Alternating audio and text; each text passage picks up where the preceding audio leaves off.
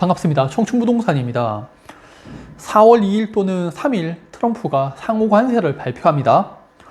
이런 경제 정책들은 대한민국에 심각한 타격을 주는 정책입니다. 우리나라는 정말 파멸하거나 아니면은 무차별적인 인플레이션 정책으로 인해 가지고 서민들이 죽어나가는 그런 국가가 될 겁니다. 오늘 그 이유 설명드리겠습니다. 먼저 트럼프 관세로 전 세계 GDP가 1125조 원 하락할 것이라고 하면서 가장 큰 타격은 미국이 입을 거라고 합니다. 언론에서 어떤 근거로 이런 이야기를 하는지 모르겠지만은 전 잘못됐다고 봐요. 예를 들어서 이재용 삼성전자 회장이 치킨 가게에서 치킨을 계속 배달해 먹었어요. 그러다가 야 이제 그만 먹을래. 나 그냥 주방장 직접 고용해서 내가 먹고 싶을 때 치킨 튀겨 먹을 거야 라고 하게 되면은 누가 손해인가요? 치킨 가게 사장님이 손해를 보는 겁니다. 관세를 부과한다는 의미는요, 전 세계에서 부자 국가인 미국이 다른 국가들로부터 물건들을 수입하지 않겠다라는 의도를 볼 수가 있는 겁니다. 그리고 미국 내에서 물건을 자체 생산해서 우리가 알아서 생산과 소비를 이루게 할 거야 라는 큰 그림으로 보게 되면은 그런 정책들이에요. 2018년에 무역전쟁 이후에도 미국의 무역 적자가 감소를 합니다. 코로나로 셧다운에 들어가면서 무역 적자가 다시 커지지만은 그 전까지는 훌륭하게 통했던 정책이에요. 그거 트럼프가 있었죠. 3월 달에 발표한 미국의 무역 수지예요. 적자 폭이 사상 최대를 기록하는데 아마 4월 달 발표도 마찬가지일 거예요. 이게 왜 그러냐면은 미국 기업들 입장에서는 4월 이후에 관세 정책을 시행하게 되면은 제품 가격의 25%를 세금을 부과해서 더 높은 가격에 사와야 되죠. 그러니까 2월하고 3월달 사전에 먼저 대량으로 주문을 해가지고 물건들을 수입해 오는 겁니다. 그럼 4월달부터는 수입이 줄어들게 되면서 무역 적자 폭도 줄어들게 되겠죠. 우리나라의 올해 무역 수지를 보면은 1월 달에는 무역 적자를 기록했지만은 2월에는 41억 달러 흑자, 3월에는 49억 달러 흑자를 기록합니다. 아쉬운 게 미국의 무역 적자 폭이나 수입액에 비해서 우리나라 수출이 너무 적은 거예요. 중국의 무역 수지를 보면은 사상 최대 무역 흑자를 볼 수가 있죠. 관세 부과 전에 중국의 물품들을 대량으로 그냥 수입해버렸는 거예요. 근데 제가 걱정하는 거는 바로 이 관세 정책 이후에 대한민국의 경제인 겁니다. 미국이 원하는 거는 다른 국가의 수입을 줄이고 미국 내 생산을 높이겠다는 전략인데 2018년에 미중 무역전쟁 이후에 우리나라는 중국 경제 하락과 함께 우리나라도 심각한 경제 타격을 입게 됩니다. 2020년 이전에는 우리나라의 무역 최대 흑자국은 중국이었어요. 2000년 초반에 중국의 부상과 함께 우리나라에서 중국의 기술 이전이나 제품 등을 공급하면서 수익을 많이 얻었죠. 그런데 2018년 무역전쟁 이후부터 중국의 경제가 하락을 하기 시작합니다. 그 당시에 제가 이야기 드렸던 게 있는데 대기업의 실적이 안 좋아지게 되면은 그 밑에 자회사나 밴드 업체들, 하청 업체들이 실적, 수익률이 줄어들 수밖에 없다라고 했었어요. 대표적으로 문재인 정부 때 중국에서 남아 돌던 태양광 패널 등을 우리가 받아오게 되죠. 그래서 저도 중국을 개인적으로 싫어하지만은 단순히 감정적으로 중국의 경제 붕괴를 원하지는 않는다라고 말씀을 드렸습니다. 중국의 경제 성장률을 보면은 하락을 하는데 과거 7%가 넘었던 경제 성장률이 이제는 4%대까지 떨어지게 됩니다. 우리나라의 경제 성장률은 더 처참하게 하락을 하죠. 최근에 1%대의 성장률을 보이고 있는데 성장 동력이 없어요. 이 말은 우리나라는 전 세계 경제를 리딩할 만한 그런 소비 국가도 아니고요.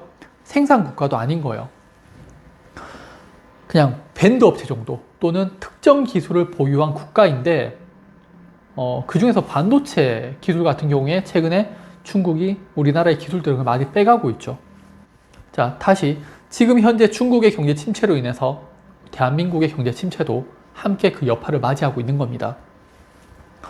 그런데 최근 몇 년간 또 반전이 있었어요. 우리나라의 무역 흑자 1위국이 중국에서 미국으로 바뀝니다. 미국에도 수출 많이 하고 좋죠. 하지만은 이제 관세 정책이 터지는 거예요. 트럼프가 관세 정책을 시행하는데 우리나라의 경제가 파멸한다고 하는 이유가 지금 두 가지인데, 우리나라가 중국 대상으로는 과거처럼 무역 흑자를 얻어내지 못하고 있는 상황에서 그나마 미국으로부터 무역 흑자를 얻어내고 있는데 이 폭이 감소하거나 무역 적자로 바뀔 수 있다는 겁니다. 미국에 수출하는 물량이 앞으로 더 줄어들 수밖에 없게 되고요. 그리고 제가 앞서 치킨 가게 이야기했잖아요. 미국의 관세 정책은요, 다른 국가로부터 수입해오는 전략에서 이제 미국 내에서 생산과 소비를 함께 하겠다라는 그런 전략으로 바뀌는 거예요.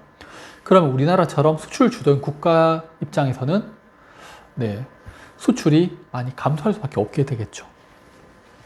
실제 삼성전자, 현대차, 롯데케미칼 등 수많은 기업들이 미국에 직접 공장을 지었고요. 곧 있으면은 가동을 시작합니다. 여기에 현대제철이라는 완성품을 판매하는 기업이 아니라 재료를 만드는 기업도 이제 미국에 건설을 한다는 거예요. 2029년까지 8조 5천억을 투자한다고 합니다. 그리고 앞으로 이런 기업들이 미국의 관세 정책으로 인해서 많아지는 것뿐만 아니라 노동자의 유연성 때문에 국내 기업들이 미국이나 유럽으로 많이 옮길 것 같아요. 대표적으로 우리나라의 민노총이 있죠. 제가 이번에 민노총을 좀 보면서 생각 들었는 게, 과거 이제 주축이 40대, 50대잖아요. 과거에 운동하시던 분들이시죠. 강할 수밖에 없어요. 그분들이 이제 노동자를 대변하면서 운동권 그 실력들, 그 당시에는 화염병 던지고 하셨잖아요. 그분들이 지금 이제 노동계를 장악을 해버리니까 엄청나겠죠. 또 뭐 정치적인 행동도 추구하고 있고, 이번에 뭐 탄핵 관련해가지고 뭐 그런 이야기도 하고 있고, 북한으로부터 지령까지 받고 있는, 여기서 하나의 집단 세력화가 돼버렸어요. 현대제철은 이번에 직장 폐쇄까지 하면서 강하게 나갔다가 뭐 결국 또 직장 폐쇄 풀었어요. 민노총이 좀 결국에는 좀 이렇게 굴복하는 그런 모습을 좀 보였고요. 우리나라 노동시장이 너무나도 강한 거예요. 기업들이 민노총에 휘둘려 버리는 겁니다. 또 오늘은 인천에 철근 공장을 창사 이래 처음으로 셧다운했다고 합니다. 기업 입장에서는 한번 고용하고 나면은 해고가 쉽지 않은 거예요.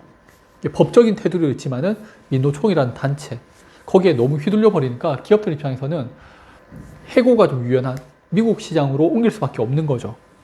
실적이 좀 잘 나오면은 그래도 괜찮은데 2024년에 88억 원 순이익을 기록했고, 최근에는 중국산 덤핑으로 인해서 사업 실적도 점점 안 좋아지고 있는데 민노총은 계속 파업을 해버리니까 결국 기업들은 해외로 떠날 수밖에 없다고 생각을 합니다. 그리고 여기에 대한 피해는 이제 취업을 해야 되는 20대, 30대들이 또 받아갈 수밖에 없다고 봐요. 기업들이 갑자기 야, 나 이제 미국 갈 거야 라고 하면서 우리나라 공장 폐쇄하고 가진 않잖아요. 조금씩 옮기겠죠. 그러면은 지금 현재 40대, 50대들이 알맹이는 다 빼먹게 될 거고, 남아있는 껍데기만 남아가지고 20대, 30대들이 뭔가를 찾으려고 하면은 없다는 거죠. 나중에 우리나라의 기업들도 전 남아있지 않을 거라고 봅니다. 현대차는 또다시 미국에 31조 원 투자해서 공장을 설립한다고 합니다. 이게 미국이 과거에 성장했던 발판이었어요. 세계 2차 대전 이후에 독일에 유명한 과학자들 있었잖아요. 그 사람들을 미국으로 데리고 오기 위해서 저작권이었나? 그런 걸 만들어줬었죠. 그래서 미국 내에서 와가지고 너희들이 갖고 있는 지식, 이걸 기반으로 해서 뭐 제품이라든지 만들어내게 되면은 거기에 대한 저작권을 줄게. 그래서 누가 기술을 훔쳐가지 못하게 해줄게. 라고 하면서 정말 유명한 과학자들 데리고 와서 그런 것을 발판으로 해가지고 미국이 성장을 했었잖아요. 저는 이번에 관세 정책이 이게 무서운 거라고 봐요. 해외에 있는 기업들을 이제 미국으로 불러들이는 그런 작업을 하고 있는 거죠. 그러면은 우리나라 입장에서는 일자리가 많은 기업들, 기술력 있는 기업들이 미국으로 빠져나가게 될 거고, 대한민국에 남은 기업들 중에서 알맹이는 지금 현재 있는 기득권, 이제 뭐 40대, 50대 그분들이 다 빼먹고 나면은 뒤따라오는 이 젊은 세대들한테는 먹을 거리가 없는 거죠. 그러면은 결국 뭐 해외로 나가든지 아니면은 뭐 다른 일들을 좀 알아봐야겠죠. 예전에 나우루 공화국이라고 있어요. 인광석으로 인해서 해외에 있는 기업들이 들어가서 막 채굴하고요. 국민들이 벼락 부자가 됩니다. 국가에서 교육과 의료를 다 책임지고요. 일하지 않아도 돈이 막 쌓였던 그런 시대가 있었어요. 그런데 2003년에 인광석이 고갈되면서요. 기업들이 떠나게 되고 그 국가는 다시 가난해지게 됩니다. 저는 이게 우리나라의 미래라고 생각이 들어요. 돈 잘 벌고 있는 삼성, 현대, 롯데, 뭐 LG 이런 기업들이 미국으로 다 떠나고 나면은 우리나라에는 껍데기밖에 없는 거죠. 단순히 지금의 경제 성장률, 뭐 부동산 폭등에 초점을 맞추겠지만요. 장기적으로 우리나라의 괜찮은 기업들은 좀 사라지게 될 거고, 그거를 막기 위해서 돈을 계속 풀었잖아요. 부동산 살리기 위해서, 경기 침체를 막기 위해서. 결국에는 하이퍼 인플레이션만 남는 겁니다.